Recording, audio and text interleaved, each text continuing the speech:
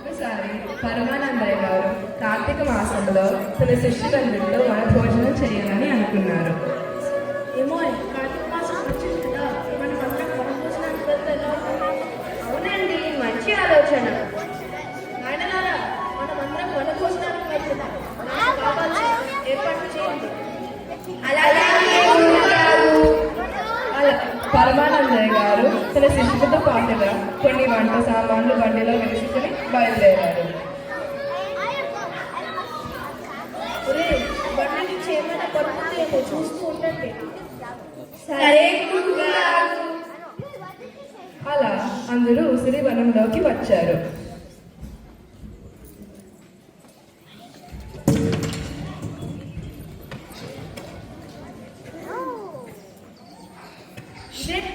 మనం చాలా పాటలు నచ్చామే, కొన్ని ఏమిటి మిమ్మల్ని చూస్తూ ఉండమన్నాను కదా.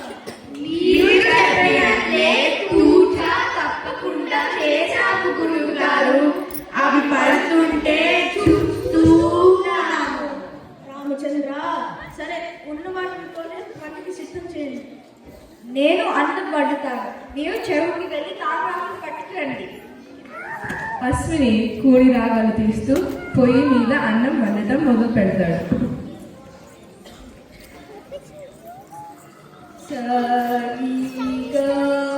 ఓ ఇదేమిటి, ఈ కుండకి కూడా సంగీతం వచ్చు కాబోలు, భలేగా వినిపిస్తోంది.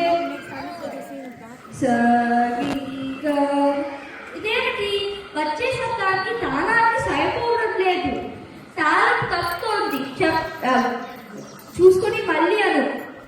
తాళం తప్పుతోంది. చెప్తుంటే వినబెట్టి చెబితే అర్థం కాగితం లేదా 2 తగిలిస్తాను.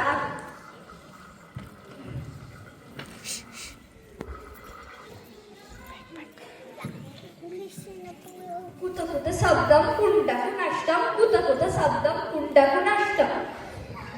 మిగతా 4 శిష్యులు విస్తరాకులు తేయడానికి వెళ్తారు. అందులో మృగశిర చెరువులోకి దిగుతాడు. అతనికి సకినాల పట్టింపు ఎక్కువ.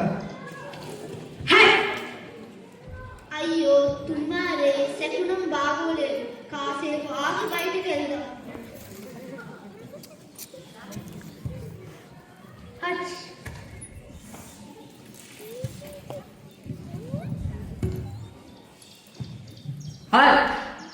ఇప్పుడు శకునం బాగలేదు, తరువాత వద్దాం. గురువు గారు గురువిని విశ్రాంతి తీసుకుంటూ ఉంటారు. ఒరే పిల్లలు, మీ గురువు గారు అలసిపోయి ఉన్నారు. అలా ఊళ్ళోకి వెళ్ళి మజ్జిగో పెరుగో పట్టరా. ముగ్గురు శిష్యులు కూరగాయలు తేవడానికి సంతకు వెళ్తారు. ఒరే, గురువుగారు చెప్పారు కదరా, ఎక్కడికి వెళ్ళినా అందరము ఉన్నామో లేదో చూసుకోవాలి. అవునవును, 1 2 3 4. ఒరే, నలుగురమే ఉన్నావురా. 1 2 3 4. 1 2 3 4. లెక్క సరిపోవటం లేదేంటి? అదుగో ఆయన అడుగుదామా? ఏమండి, ఈ 7 దాటే ముందు 5 గరం ఉన్నా, కానీ ఎప్పుడు 4 గరమే ఉన్నా. ఈ 7 ఒకరిని మింగేసింది. మాకు సాయం చేయగలరా? మీరు ఒట్టి వెర్రి బాబుల వారిగా ఉన్నారే. సరే, కొంత లొక్క వేస్తే మీ సమస్య తీరుస్తాను. సరేనండి.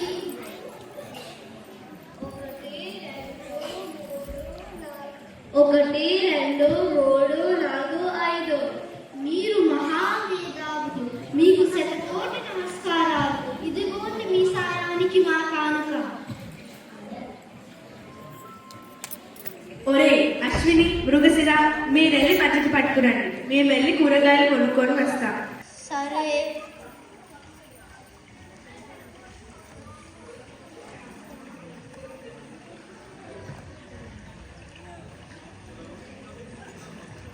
ఆహా, ఈ వంకాయలను చూడండిరా, ఎంత నిగనిగలాడిపోతున్నాయో. వీటిని పట్టుకెళ్దాం, ఎంచక్కా కూర చేసుకొని తినొచ్చు. అయ్యో, వంకాయ వాతం చేసిందిరా, వద్దు వద్దు. పోనీ బీరకాయ తీసుకెళ్దామా?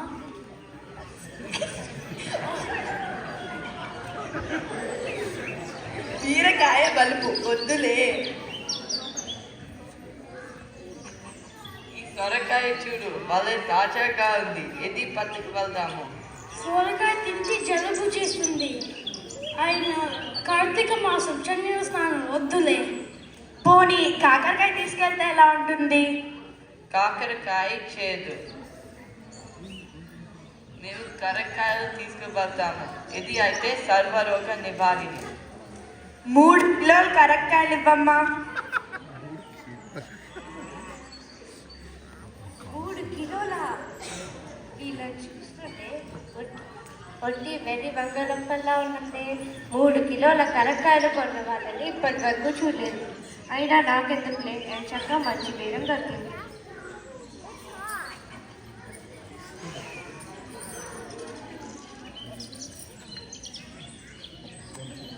అశ్విని, మృగశిర పెరుగు తేవటానికి ఊర్లోకి వెళ్తారు. వాళ్ళు ఎంత ప్రయత్నించినా పెరుగు దొరకలేదు. చివరికి ఒక ఆవిడ వీరి మీద జాలిపడి పిలుస్తుంది. అయ్యో, నీకు పెరిగిపోలేను కానీ మజ్జిగ చేసి ఇస్తాను, ఇక్కడే ఉండండి. ఒరే మృగశిర, ఈ గేదె చూడు ఇంత పెద్ద కొమ్ములతో. ఇది చచ్చిపోతే దీన్ని ఎలా బయటికి తీసుకెళ్తానుగా? అవునురా అశ్విని, ఇచ్చుకు వెళ్ళడానికి ఈ ద్వారం సరిపోదుగా. పోనీ ఇది కొమ్ములు కోసేస్తే సరి, తేలికగా తీసుకువెళ్ళచ్చు. లేదుగా, అయినా కష్టం. పోనీ ఇక్కడ పూజ చేస్తే సరి.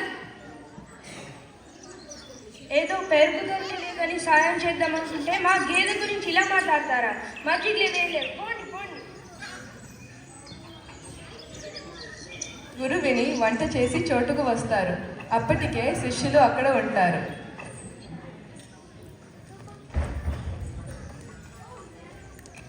ఇదేందిరా, అన్నం వండలేదు, కూరగాయలు విస్తరాకులు కూడా ఇక్కడ లేవు. ఆయనలారా, వనభోజనానికి సిద్ధం చేశారా? ఓ చేశాము గురువు గారు. ఇవిగోండి సర్వరోగ నివారణి కరక్కాయలు. కనీసం మజ్జిగైన తెచ్చారా?